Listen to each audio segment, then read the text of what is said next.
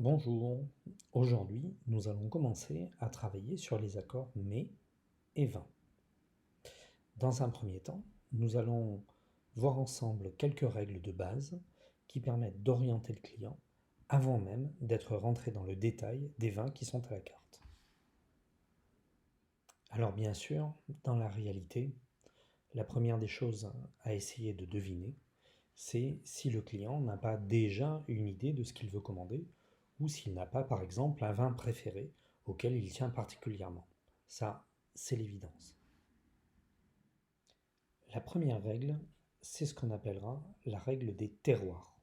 C'est-à-dire, si on a un plat qui vient d'une région bien précise et que dans cette région, il y a un vin qui aille avec le plat, eh bien la priorité sera d'essayer d'orienter le client vers ce vin de manière à avoir le vin et le plat qui viennent de la même région.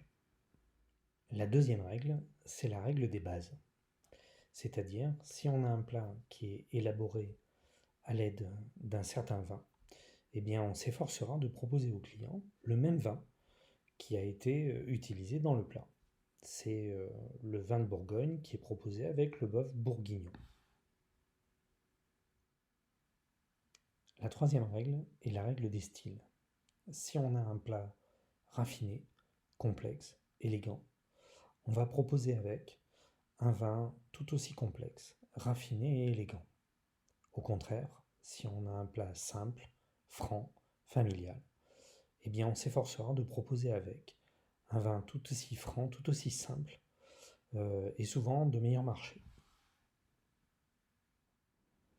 La règle suivante est la règle des saisons.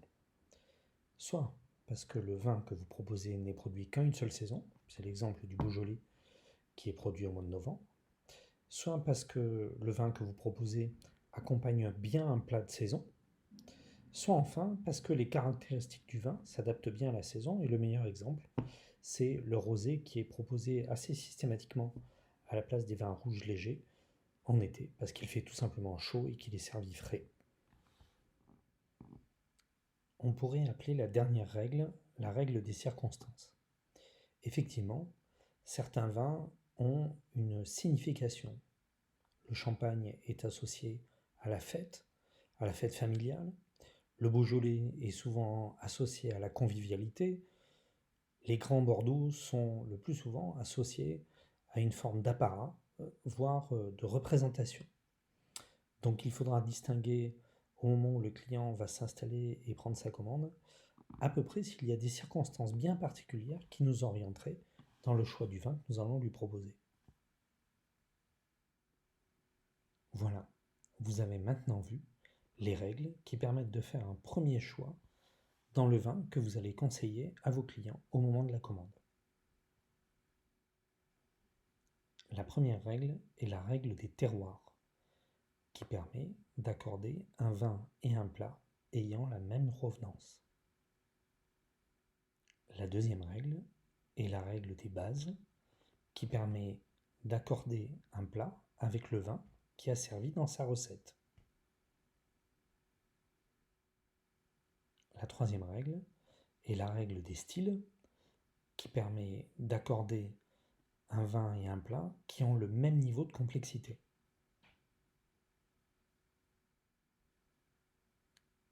La quatrième règle est la règle des saisons, qui permet de choisir le vin en fonction de la météo ou même de la saisonnalité du plat qui a été choisi par les clients. Et la dernière règle est la règle des circonstances, qui vous permet de choisir un vin en fonction de l'ambiance ou de l'occasion qui a été choisie par le client pour venir dans votre établissement.